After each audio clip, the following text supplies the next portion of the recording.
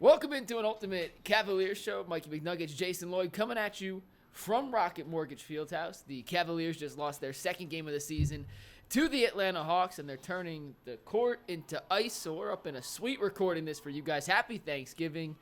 And Jason, the Cavs have done everything right this season until Wednesday night, where they just couldn't get a stop on those pesky Atlanta Hawks. Yeah, Kenny called it a stinker. Kenny Atkinson called it a stinker. I think that was a pretty good way to sum it up. They just didn't play well, and it happens over the course of the 82-game season. Normally, it happens before game number 19, and they've had games during the streak where they weren't at their best, and they just found a way to grind through. Tonight, they couldn't do that. The Hawks shot it really well from three. Trae Young had 21 assists, I think it was, and just a great game by them. Credit to the Hawks. Cavs didn't play well. Atlanta did. It happens. Yeah, it's the NBA. They've played now 19 games. They've had one real stinker. Like, they're 17-2. There's no need to panic. If you have a bad game, frankly, I'm shocked they haven't played a game like this earlier in the season, and even when they haven't shot the ball particularly well. And last night, they were 13 of 48 from three. It's their most three-point attempts they've taken all season. I don't know if that's the fewest makes they've had, but I bet you it's on the lower side. And afterwards, we asked Kenny Atkinson, well, you're not going to make shots every game, but did you like the shot selection? He said in the first half they had a damn near perfect shot profile, which means they were getting the looks they wanted. They just weren't making it. And offensively, even with a bad shooting, Jason, they scored 124 points. Right. Like, it's crazy how we have to change our expectations offensively for this team, that even on a night where they shoot 46% from the floor and 31% from the three-point line, they still end up with 120. And they lose by double digits, right? Like, it's just a different version of the NBA. The Hawks, they made 23s, 20 of 42. That's what the Cavs have been doing all season. When you make 23s and you have a point guard with 22 assists, you're going to end up with 135 points. And that's just a number that's tough to beat. Cavs led by 19. It's hard to believe. They led by 19 in the first quarter, and it was gone by the end of the first quarter. I don't know if we've ever seen that before, but this is the new NBA, man, where threes change the game and no one's out of it. Within reason, you're never really out of it, and you're never really feeling comfortable about where you're at. No, I almost tweeted when they were up 19 in the first quarter, like, who wins in a 7-game series? This version of the Cavs or the Dream Team? And I'm glad I didn't hit send on that tweet because, I was thinking Cavs in 5. Maybe now it's Cavs in 6. But, no, they played a bad game tonight, and at the end of the day, you're going to play a few bad games. Listen, if you extrapolate this over the course of an entire season, they're going to play 4 stinkers. Yeah. And if you're only playing 4 stinkers all season, that's a damn good season for Kenny Atkinson and his squad. I thought in the first quarter they came out on fire, and they had a bit of an intensity, and then you saw the dip. And it's one game. It's not worth looking anything into, but, they lacked that secondary big to play tonight, Jason. It was a lot of George Niang, and he didn't have his A game. And with Dean Wade hurt, they tried going a little bit Isaac Okoro. They didn't attempt to play Tristan Thompson or JT Thor. Maybe you throw one of those guys a minute, but with the pace Atlanta plays with, I didn't think that's a Tristan Thompson game. So do you feel comfortable putting JT Thor in? They played Jalen Tyson some more, but I thought tonight was the first time the Cavs had really felt the absence of a Dean Wade and or some other semblance of some backup big minutes, because they just don't have a ton of options at that spot right now. Yeah, George shot 2 of 7 from 3. When he's not making his threes, he's not giving you a whole lot anywhere else. So he's really got to be on point with the threes. We could talk about, you can nitpick the roster. What do they need? We've talked about it off and on all year. They need another big. They need a backup big. And we'll be curious to see how they approach. We got plenty of time to talk about it, but how they approach this trading deadline and how they handle the cap, the tax, and try and improve the roster all at the same time. But I mean, Jalen Tyson, I thought, played well tonight, actually. Like 10 minutes, 11 minutes. He didn't do anything where you thought, oh, God, that's a rookie mistake. Stuck his nose in there defensively and gave him a good lift. He had a couple really nice defensive possessions, staying in front of the Hawks. And the Hawks, we were talking about during the game, they may not be a great team. They have some dudes. And I don't necessarily love the way they play. And kudos to Trae Young. I mean, he had 22 assists tonight. Like, that's winning basketball, even if some of the shots he takes, Jason, as you can see in live time with me, I cringe and I get very angry and upset about him. But he had 22 assists tonight, and, you look at Jalen Johnson and Dyson Daniels and Zaccharie Risacher. I like him, Risacher. Yeah, I like him. First overall pick, DeAndre Hunt. Like, they have some big bodies, and they needed a guy like Jalen Tyson who, offensively is still very much a work in progress. But I thought defensively he held his own. he got called for those 2 ticky-tack fouls, trying to be physical on a screen to allow some room for the switch, and he'll learn how to, let's just say, better hide the physicality. He kind of made it pretty blatant, and we talked to him in the locker room afterwards, and he was like, yeah, I extended my arms. They told me they're going to call that every time. So I live and learn, but at the end of the day, like, you got production and productive minutes from Jalen Tyson, but I'm just not sure Jalen Tyson's the guy you want to count on in a bigger game against a tougher opponent in a more critical situation. Yeah, I mean, I don't know. It's one game. They're 17-2. They'll get the Hawks again on Friday in an NBA Cup game. Yeah. That's an afternoon tip, right? If you're trying I think it's 2:30, isn't it? Yeah, I think it's an afternoon tip. So check your local listings. Make sure you get the right time on that. And in Atlanta, by the way. Yeah, in Atlanta. And if Atlanta wins, I think they wrap up their portion of the. I believe they'd be 3-0 in that. Yeah, that so case, they'll be off to Vegas at that point. Frisky team. We'll see what happens. Cavs had a bad game, and I tweeted out, Jason, if you didn't see this, I want to just show you this tweet because I want to show you one reply in particular. But I said 82-0 is unrealistic. 81-1 was probably a pipe dream. 80-2 was a long shot, but 79-3 still very much in play. And I had someone respond to that tweet and say, "This team's not a contender." And if that's your takeaway from this game in particular, from this 48 minutes of basketball, then you need to go back to the rock that you slithered out from underneath and get a life. Now, if you want to tell me to think they were a contender from the start of the season and nothing through the first 20 games has changed your opinion, well, I'd say I don't know what you've been watching, but if you thought they were a contender before the game against the Hawks and because of what you saw against Atlanta, minus Dean Wade, minus Karis LeVert, minus Max Strus on the worst shooting night of the season, all of a sudden they're not a contender. You may want to go get a health check, sir. Or ma'am. I forget who tweeted it I'm going to guess there's some sarcasm in that. I'm going to hope that there's some sarcasm in that. This team is absolutely a contender. Well, if you responded to my tweet with sarcasm, which clearly 79-3 was a sarcastic, that's pushing a little far. Make sure if you're betting, bet with FanDuel. We don't have any of the buttons to hit. We're recording on QuickTime because the internet in here is a little wonky right now. So bet with FanDuel. Use promo code LOCKEDON.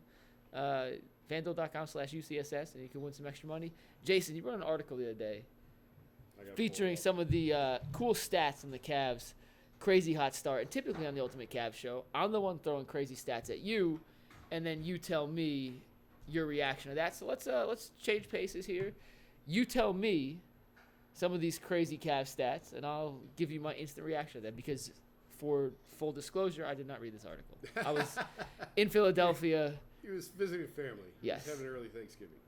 Okay, these are through Sunday, so it's a couple days dated, but you get the gist. Idea. Yeah, you get the general idea. Would it surprise you to know that Georges Niang, prior to this week's games, was 20th in the league in plus minus? 20th. I would believe it because the Cavs' bench has been so good. I'm going to guess there's some other guy. Karis LeVert's probably top 1 or 2. Where do you think, if Georges Niang is 20th in the NBA, where do you think Georges Niang ranks on the Cavs in plus minus at the start of the week? Really, which is just prior to this game. 6th. Very close, 7th. So even I was too high. Yeah, that's crazy. So the Cavs had 7 of the top 20 guys in plus minus. Is LeVert 1? Yeah, well, Evan Mobley was 3rd overall in the league. Karis LeVert is 7th, so 2 on the Cavs, 7th overall. Darius 3, 9th overall. Donovan 4, 10th overall. Ty Jerome 5, 15 overall. Jared Allen 6, 16 overall. And then Georges Niang 7th and 20th overall. One other note on that, Boston had 3 players in the top 20 and OKC had 2. The Cavs had 7.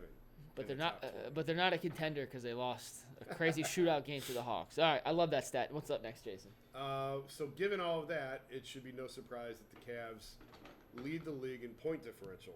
Yep. At least, again, this is through at the start of the week.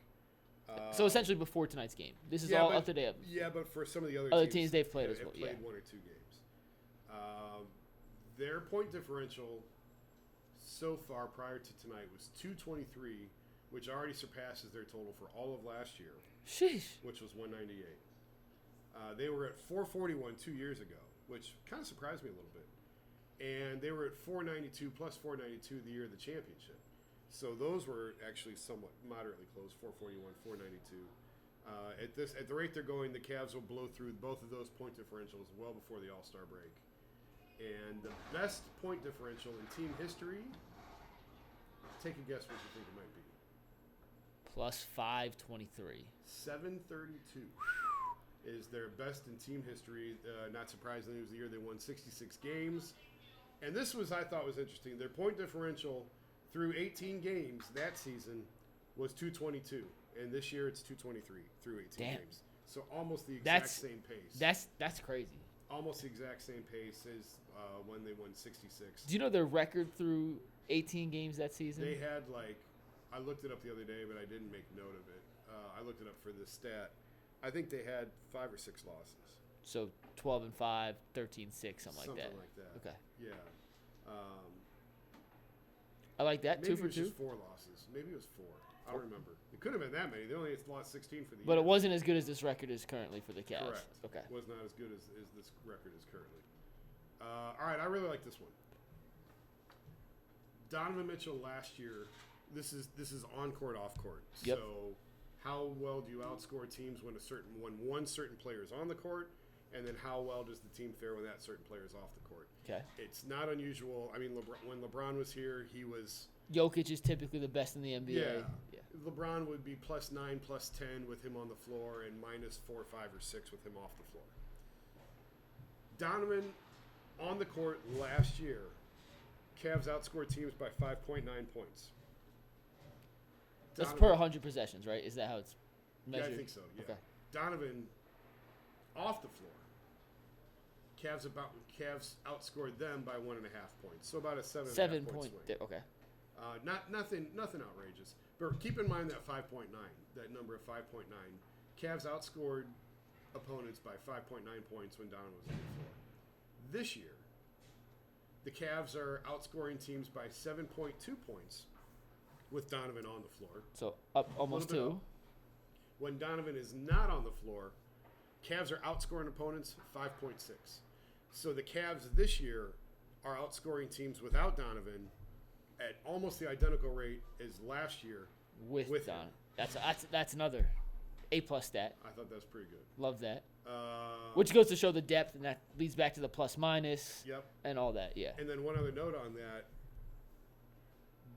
Every prominent, significant player on this team the Cavs had a plus rating when they sat. So it doesn't matter who you pull off the floor, the Cavs are still outscoring their opponents, which probably isn't a surprise given some of the other numbers that we've already run through here.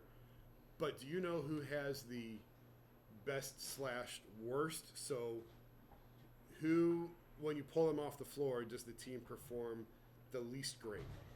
When do they perform the worst? Of the prominent guys? Of the prominent guys. When you pull one player off the floor. Is it Jared Allen? It is not. It was Evan Mobley. Mobley, okay. At 3.1. So the Cavs are still outscoring opponents by 3.1 points without him. But he was the lowest on the team. That's the lowest. I'm not explaining it properly. I don't think. I get what you're saying. Essentially, it's the difference when you're on the court versus off the court. It's called net rating. Yeah. And if you have a plus net rating when you're not on the court, that's a very good thing. So the fact that all the Cavs' prominent players are in the plus, once again, speaks to their depth, how well they've played over the first 17, 18 games of the season when Jason put these stats together. All right, two more for you. Okay. Everybody knows Ty Jerome. What a great story Ty Jerome's been this year. Karis LeVert, to me, is an even bigger story because Karis has never been an efficient player. No. And Kenny Atkinson has spoken about how one of his frustrations or failures when they were in Brooklyn was they never got it out of him. Which actually, if you look at Karis's efficiency numbers, they were better in Brooklyn than they've ever been in his career. Not that it's saying a whole lot, but they were still higher than. Last year, Karis ranked in like the 20th, 21st percentile in efficiency. This year, he's in the 90th percentile. It is an unbelievable jump. If you want to talk offensive rating and points per 100 possessions, Karis is averaging 134.2 points per 100 shot attempts. So, and that ranks in the 90th percentile. Last year, he was in the 20s, and never really in his career has he been higher than the 30s or 40s. He's always been low. I kind of made the joke that at 12-1 or 12-0, whatever they were, that as impressive as Kenny Atkinson had been for making Evan Mobley more aggressive, getting the two guards in the backcourt to play together more seamlessly, to get the defense not to dip, the most impressive part of what he had done was he turned Karis LeVert roller coaster into Karis LeVert the spinning daisy cups, the spinning teacups, which is a compliment. Like, the highs of the Karis roller coaster were high, the lows were unplayable. Yeah. And now, when he's on the court, he's about as consistent and solid to those 90th percentile in consistency and production. Like, that is the lazy river. And that's a good thing. Off the bench especially, you don't really want those wild peaks and valleys. You want to know what you're getting from your bench contributors. And him and Ty Jerome this year, I'm not sure where Ty Jerome ranked in those particular ones, Jason, but those two in particular have been the reason the Cavs can rest all these guys early on, not have to play anyone more than 32, 33 minutes, because you have reinforcements off the bench that are producing in a permanent basis as some of the best guys in the league. Good time for Karis to be entering free agency. Very coming good time. off this season. Last year of his deal, we'll see what happens with him next year, but obviously playing the best basketball of his career at a really critical point. All right, last one. Last one in all this. Cleaning the glass. Ben Falk, guy used to work in the league, does a great job on his website cleaning the glass with some of the things that he can put together there. And I pulled this off of his site. Give me 1 second. So, given the Cavs' efficiency numbers and where they're at right now, cleaning the glass, Ben Falk projects them to win 67.4 games this year, which obviously would be a franchise record. 66 is the current mark. And it's like, okay, well, how close has he been in the past with some of these? And if you go back and look, last year, he projected them to win 47 games based on their efficiency numbers, and they won 48. Pretty good. 2 years ago, he projected them to win 55, and they won 51. 3 years ago, he projected 46, and they won 44. So pretty close. Yeah, he's pretty close. So, and there's other stuff here. You can go on the Athletic and read it for yourself if you want. Jason gave 12. I think he just gave us 5 of them. So there's still 7 other nuggets that are in the article. Yeah, there's others in there, but if you boil it all down, because when you look at it, you go, okay, 17-1, now 17-2. How sustainable is it? Is it real or not? Like, I still hear from people, oh, what do you think? Are they real? Yeah, they're real. And here, I like that because it takes everything that they've done to this point, and it can project out based on strength of schedule, based on how they're shooting it, how they're guarding, where is this thing headed. And according to him, they should, to this point, have 14.8 wins. So they're actually playing above their skis a little bit, a couple extra wins than what they should be. And so at 67.5 wins, no matter what, even if they're over their skis by 1 or 2, they're still going to be right around that 66 franchise record. Or they stay over their skis, they're making a run at 70. So either way, really good stuff and exciting time to be a Cavs fan. And I think part of the reason they're over that 14-win projection right now is they haven't missed a three-point shot all season until tonight. And that is the one variable, and it's not – Kenny Atkinson has said time after time. He said it tonight in the press conference. It's the process over the results. And if we're getting good shots and our process and how we are getting guys to the spots we want them to shoot at, if we are getting open looks, if we're driving and kicking, there are going to be nights where we just miss shots. But we have enough good shooters on this team that we believe in the overall process of if we keep getting those good looks, we're going to score a lot of points and we're going to beat a lot of teams. And tonight he said in the first half, and I think I mentioned this earlier, he thought they had a damn near perfect shot selection. Yeah. They just didn't make shots. All right, Jason, let's look ahead to Friday and Sunday. They play the Hawks again on Friday. And then the Celtics on Sunday. Porzingis is back for Boston. Yep. This is the rematch of the highly anticipated game from 2 weeks ago where the Cavs dropped their first game of the season. Real quick for Friday, any immediate adjustments you'd want to see from Cleveland as they take on the Hawks, again, trying to avoid their first losing streak of the season? Make shots. Stop shots. How's that for adjustments? That's simple as it gets, Jason, right to the point. I will say, if you're looking for one actual adjustment for this, they were sloppy in their switches tonight. And I thought they conceded way too many switches early in the shot clock. And when they did that, whether it was Trae Young or Jalen Johnson or Zaccharie Risacher at some points, like they started just attacking the mismatches they wanted to attack. And when Trae Young's on the court, I know you don't really match up Hunt to the playoffs. If he's going to be on the court, he's going to dish out 22 assists. I know he didn't shoot great tonight. You have to make him work on defense more than I thought the Cavs made him work. They have too many other good defenders. Dyson Daniels, Zaccharie Johnson, DeAndre Hunter. All these guys are 6'7", 6'8", 6'9" with length. Just go after Trae Young. Pick on him. And if he's going to get 22 assists and score 20 points, well, he better be giving up 48 points on the back end as well. So that'd be my one adjustment. For Boston, Jason, they didn't have Porzingis in the first matchup. That's a big difference. He's back. They switch everything. They do what Atlanta theoretically can do defensively. You go back to Mobley in the first game. He had the dominant third quarter. They got away from him in the fourth. I'm not sure you can do that against Porzingis to the same extent with efficiency. Yeah. But it's going to be really fascinating to see how they utilize Mobley in that matchup now that Porzingis is back in the fold. I thought the ball stuck too much in the first meeting against Boston. I thought they kind of got grinded down a little bit on all of Boston's switches, and it became a lot of ISO play again. Mm-hmm. We saw a little bit of that tonight late in the fourth quarter. You still play both sides of the court, still move the ball side to side. That's what I want to see him do against Boston, is try and break out of that, some of those ISO sets. Don't get back to being so pick and roll heavy like they were at times tonight, and make sure the ball is still moving. And if Boston's hitting shots, man, it is what it is. It's hard. It's hard. Yeah. I am curious because we didn't get to see Porzingis in that series last year either. Yeah. So I am curious to get a good look at what Boston looks like against this Cavs team with Kristaps Porzingis on the floor. If Boston is going to switch everything, which is their defensive principle, that's what they do. You beat switches by attacking the mismatch on the switch. And that means you have to be a conscious, consistent effort to get Evan Mobley on the block against guards.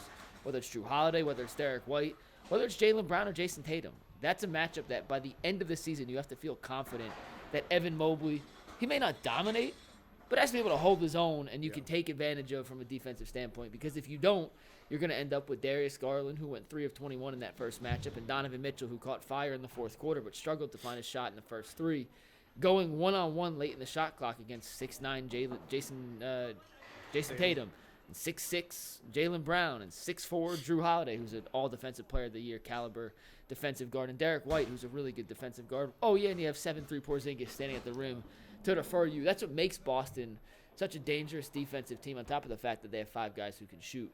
First game came down to the wire. Cavs made a furious second-half comeback, especially in the fourth quarter. Came up just short, but I know they're looking – I didn't think tonight was a trap game because they obviously have another game before Boston. But these 2 games against Atlanta do not mean nearly as much to this Cavaliers team as the rematch against Boston does on Sunday. And it's going to be here. The crowd's going to be electric. There's no Browns game on Sunday, so this is the marquee show in town. And I don't know if you guys can hear behind us, but they are literally ripping the court apart and turning it into ice for I guess the Monsters play on Friday. Yeah. I'd imagine, must be. Well, they're starting to play music, which means we got to go. Happy Thanksgiving from the UCSS squad. We are back on Friday. For Jason, I'm McNuggets. We'll see you later. Peace.